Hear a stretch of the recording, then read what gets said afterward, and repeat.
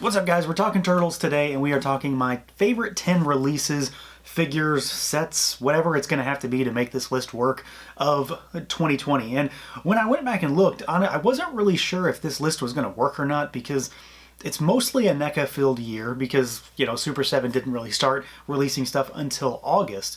But there's over 40 collector Turtle releases this year. Most of them are NECA. A good 3/4 of them are NECA. But over 40, it's a humongous list when you really get down to it. At all the exclusives, if you individually pack out each figure, the whole deal. There are a lot of releases this year. And it's a pretty evenly split list. It's a 60-40 list is what I've got here. And it's not 10 figures. It's gonna have to be fudged a little bit to make it work, but it's my list and we'll do what I want to do. I will say, before we really get started, this is not, and I repeat, this is not a Super 7 versus NECA thing. This is not which one I prefer more than the other. This is just which figures I'm happy with right now, which ones have been the most fun for me, which ones kind of, I don't know, appeal to me for that version of the character, because they very much are doing their own thing. Super 7 is killing it when it comes to the nostalgia for the Playmate stuff for me, and NECA is killing it on pretty much everything else. I mean, realistically, it's been a year with, I don't know, what, 40 plus fantastic Turtles releases. So it's really just a matter of which ones are doing it for me right now. So we're going to jump right in and take a look at number 10, which is a movie figure. So of course we're talking about NECA Turtles. Number 10 is the movie Casey Jones. And this guy is only so far at the bottom because of how they had to get him out. So he didn't get the unmasked head that you could easily use. We all know that there is one underneath that mask. But I would have loved to have gotten a complete Casey Jones that I don't have to worry about buying another one down the road some fashion or in an exclusive. The figure on its own is fantastic. He comes with a ton of accessories. It's of course packed with a great Raphael. He's not on the list in particular. This is just Casey, but I think it's a great figure. I just wish that it had that one extra with the unmasked head sculpt to really ratchet him up, because he would have honestly been much higher on the list if he had just been, I guess, quote unquote, more complete. Number 9 is a Toon figure, and a recent Toon figure. Number 9 is the NECA Toon Baxter Stockman. This guy really did it for me. I mean, I pretty much ranted and raved throughout the entire review on how much I love that figure. He's small, so he's a little bit different form factor than most of the figures in the line. He looks like he jumped right out of the screen. He comes with a ton of awesome accessories. I mean, he comes with the plant, he comes with the computer, he comes with the shredder fly. I mean, there's just so much cool stuff packed into that set. The set in general is a complete and awesome package, but taken individually, Splinter is kind of edged out by Baxter, and that's why Splinter does not appear on this list, because Baxter is the star of the show for me, and I think they absolutely killed that version of him. Keeping with Baxter, though, number 8 is the Super 7 Baxter, and we're talking specifically the actual Wave 1 figure, not the translucent glow-in-the-dark exclusive one, just because I prefer the very accurate Playmates look. But this figure is, I mean, it's one of those things where it's everything I thought the Playmates figure was as a kid brought to life for me as an adult. So I'm glad they made him super big and hulking and menacing and just gnarly looking. He comes with a Mauser, which of course is a great bonus because, we don't have anything like that yet to really go into on other lines. And he just looks fantastic. Paint application is tremendous. The sculpt is every bit as wacky and goofy and gross as I remember the Playmates figure being. And it's just one of those figures that I'm so happy that we got so early on in this line.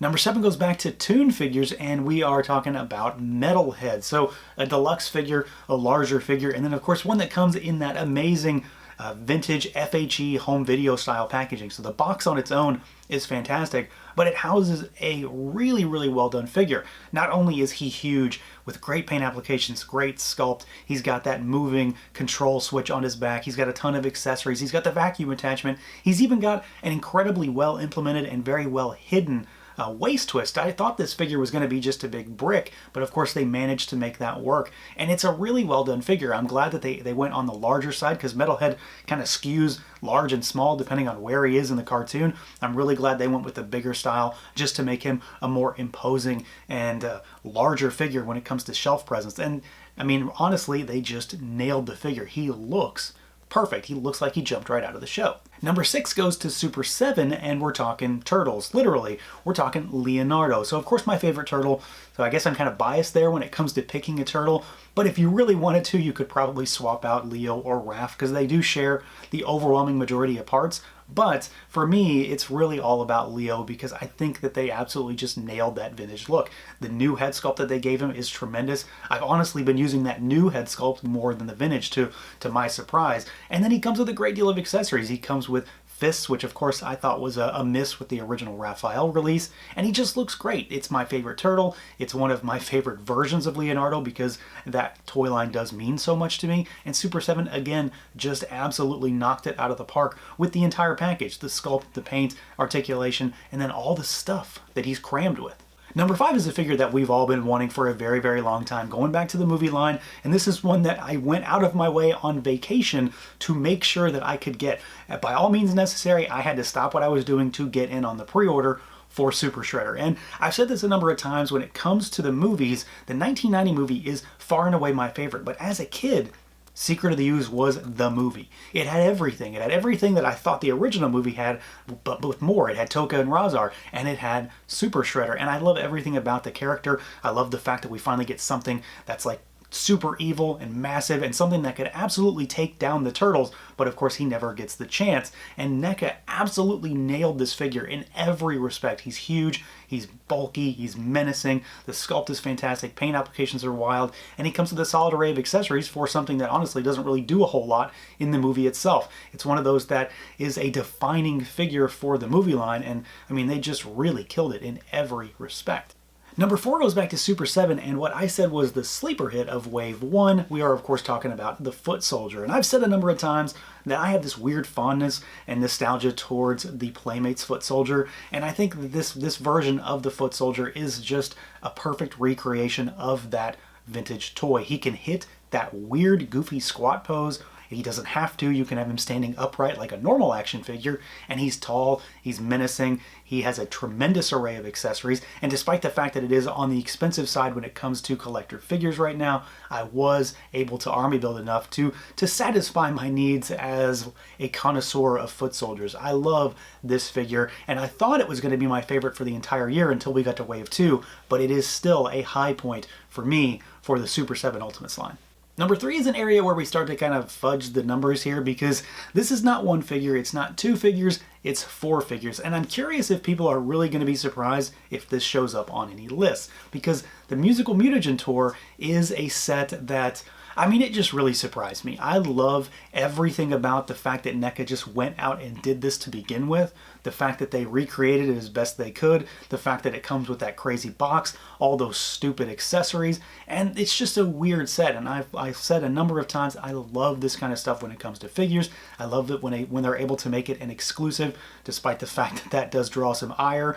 But this set is a really good example of a con exclusive that a lot of people really wanted and a lot of people didn't want, and it didn't end up being as difficult to get a hold of, I think, as a lot of folks were expecting it to. It's a really fantastic set of figures. Of course, you have to be interested in these figures to truly care about them, but I think NECA absolutely just killed it in all respects. The soft goods, the sculpt, the creepy factor, everything about the presentation is really, really well done, and I'm very happy that they managed to get these out.